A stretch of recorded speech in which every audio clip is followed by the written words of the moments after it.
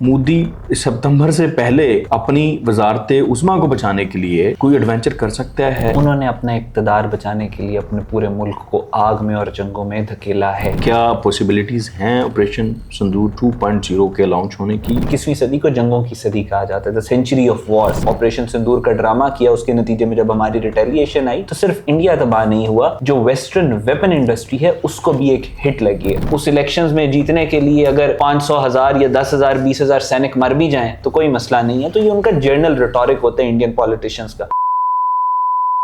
अस्सलाम वालेकुम नाज़रीन, मैं हूं आपका मेज़बान अली रशाफ और आप देख रहे हैं आज़ाद डिफेंस। नाज़रीन, भारत की तरफ से मुसलसल पाकिस्तान को धमकियां दी जा रही हैं कि वो ऑपरेशन सिंदूर 2.0 लॉन्च करेंगे। इनके ऑपरेशन सिंदूर ख़त्म नहीं हुआ बल्कि वो जारी है और उसका जो अपडेटेड वर्जन है वो पाकिस्तान के खिलाफ लॉन्च किया जाएगा। उनका मीडिया अपनी आवाम को मुसलसल इस सिलसिले में जो है वो तैयार कर रहा है, उनकी जहन साजी कर रहा है।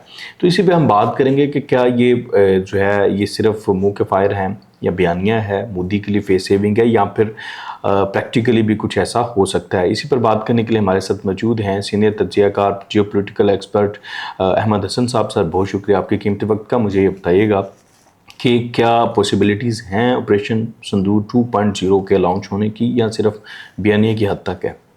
जी देखें, आप इस सवाल का जवाब जो है आपके सवाल के अंदर ही है।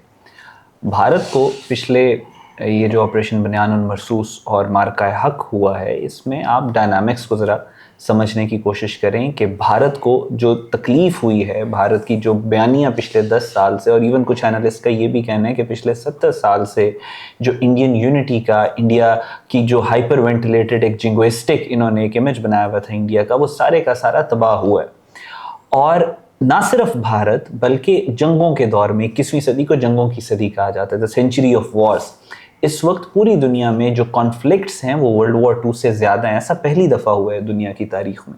दुनिया की तारीख में इस वक्त सबसे ज़्यादा रेफ्यूजीज़ हैं और पूरी दुनिया में एक्टिव वॉर थिएटर्स भी सबसे ज़्यादा है। रशिया यूक्रेन का वॉर थिएटर है, इंडिया पाकिस्तान का वॉर थिएटर जो है, फिर उसके बाद चाइना ताइवान का थिएटर है, फिर मिडल ईस्ट के अंदर इसराइल और गाज़ा का थिएटर है, इसराइल ईरान का थिएटर है, और फिर अब जो है आप यूरोप के अंदर देखें जो पॉलिटिकल एनार्की और केओस है, यूरोप में भी जंगों की बातें चल रही हैं। तो पूरी दुनिया इस वक्त, जो चॉम्स्की ने कहा था ये जंगों की सदी है, तो जंगों की सदी के अंदर सबसे ज़्यादा पावरफुल इंडस्ट्री जो होती है वो वेपन इंडस्ट्री होती है। और वेस्ट की वेपन इंडस्ट्री जो थी, जिसने इंडिया को पूरी तरह सपोर्ट किया है, जिसने इंडिया को एस्टैब्लिश करना चाहता था काउंटर बैलेंस टू चाइना और a country that has the capacity and capability to break Pakistan, यही इंडिया को बूस्ट मिल रहा था पूरी दुनिया की तरफ से। तो जब उनकी वेपन इंडस्ट्री को भी पाकिस्तान के, जब इंडिया ने ऑपरेशन सिंदूर का ड्रामा किया, उसके नतीजे में जब हमारी रिटेलिएशन आई तो सिर्फ इंडिया तबाह नहीं हुआ, जो वेस्टर्न वेपन इंडस्ट्री है उसको भी एक हिट लगी है।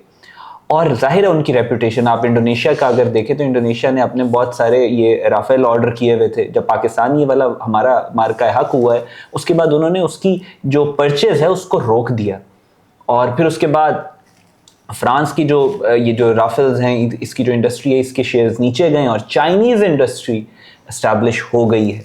सो अब भारत को भी ये नज़र आ रहा है, यानी इनका जो ख्याल है या थॉट है वो ये है कि अभी तक मार्का हक के बाद, वो मार्का हक से जो उनको डैमेज पाकिस्तान ने पहुंचाया था ग्राउंड के ऊपर, उसको इंफॉर्मेशन डोमेन में कर्टेल करने की कोशिश कर रहे हैं, कोई प्रोपेगेंडा करके, कोई झूठा बयानिया बना के, लेकिन वो काउंटर प्रोडक्टिव हो रहे हैं उनके लिए। और उनको भी अब ये समझ आ रहा है कि अगर हमें इस हजीमत का बदला लेना है या किसी तरह अपनी फेस सेविंग करनी है, क्योंकि इंडिया को फेस सेविंग तो हुई नहीं, तो फेस सेविंग के लिए वो ये समझते हैं कि वो एक बड़ा मिस एडवेंचर पाकिस्तान के खिलाफ करेंगे, उसके नतीजे में वो जो दोबारा से पूरी दुनिया के अंदर एक एस्टैब्लिश कर लेंगे अपने आप को, ये उनका ख्याल है।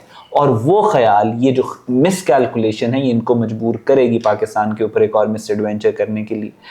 उसके अलावा दूसरा फैक्टर ये है कि जिस तरीके से ये वेपन प्रोक्योर कर रहे हैं, जो पागलों की तरह ये असलहा खरीद रहे हैं, और फिर उसमें जो डेडलाइंस दे रहे हैं, इसराइल से भी इन्होंने असलहा खरीदा, उस पर इन्होंने उसके सारे जो प्रोटोकॉल्स होते हैं असलहा खरीदने के, उसको इन्होंने साइड पे रखा और इन्होंने इमरजेंसी प्रोक्योरमेंट की।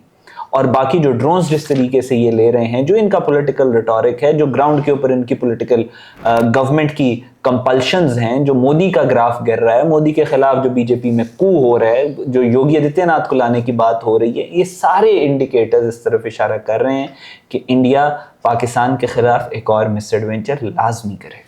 अच्छा, इसी से रेलिवेंट एक सवाल है। पिछले दिनों आपने देखा कि जो बीजेपी के सरबराह हैं उन्होंने एक स्टेटमेंट दी कि जो सियासतदान है उसको 75 साल की उम्र में रिटायरमेंट ले लेनी चाहिए और सितंबर में मोदी साहब भी 75 साल के हो रहे हैं। और ये भी सबने देखा है कि मोदी को जो एजेंडा बीजेपी ने दिया था अखंड भारत का या भारत को एक हिंदुत्व की आइडियोलॉजी के तहत, वो उसमें मुकम्मल तौर पर नाकाम हुए विद इन इंडिया भी और अक्रॉस द बॉर्डर भी।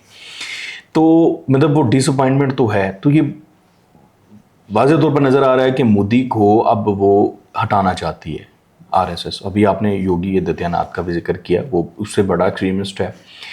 तो क्या मोदी अब सितंबर में 75 साल का हो रहा है, मोदी सितंबर से पहले अपनी वजारत उस्मा को बचाने के लिए कोई एडवेंचर कर सकता है? यानी कि मैं डेट की अब बात कर रहा हूँ, ये तो अब तय हो गया कि वो एडवेंचर करेगा। तो अपनी वजारत उस्मा को बचाने के लिए, जैसे अब नेतन्याहू को, चूंकि वो उनकी आइडियोलॉजी तो सारी इसराइल की है, अब नेतन्याहू भी अपना जो है वो उसको बचाने के लिए अपनी करप्शन, अपने केसेस और अपना इक़्तिदार बचाने के लिए वो गजा की जो सारा एडवेंचर है उसको लिंगर ऑन करता जा रहा है और उसने वो सब कुछ इसी वजह से किया। उसके लिए तो वो ब्लेसिंग इन डिस्गाइज होगी जंग। इसी तरह से मोदी भी क्या उससे पहले जंग छेड़ सकता है? देखिए, मोदी एक फैशिस्ट है और दुनिया की तारीख में आप जितने भी फैशिस्ट पढ़ लें, उन्होंने अपना इक़्तिदार बचाने के लिए अपने पूरे मुल्क को आग में और जंगों में धकेला है। ये फैक्चुअल एक हिस्ट्री है। मोदी 10 साल से हुकूमत में है भारत में। मोदी अपनी जो जड़ें हैं इंडियन आर्मी के अंदर, ब्यूरोक्रेसी के अंदर और पॉलिटिकल सर्कल्स के अंदर, बीजेपी और आरएसएस की जो हिंदुत्व मेंटालिटी है, वो अपनी जड़ें बहुत हद तक मजबूत कर चुके थे। और इसी वजह से आपने ये देखा कि जो ऑपरेशन मार्का हक और बुनियानुल मरसूस है, उसके बाद जो सेटबैक मोदी को लगा, मोदी बौखलाया हुआ है। वो बयान देखे ना, यानी 1.25 बिलियन पॉपुलेशन को आप हेड कर रहे हो और वो जो मज़े का खेज बयान था और पाकिस्तान ने हम पर ही हमला कर दिया, तो पाकिस्तान क्या युगांडा पे हमला करता? सो ये इनकी बौखलाहट का ये लोग शिकार हैं। और मोदी डेफिनेटली जो 10 साल से इक़्तिदार में आने के, मतलब जो 10 साल वो इक़्तिदार में रहा है, उसने पूरे इंडिया को तबाह कर दिया सिर्फ अपनी सीट के लिए। इंडिया के अंदर 120 से ज़ायद इस वक्त आज़ादी की तहरीकें हैं।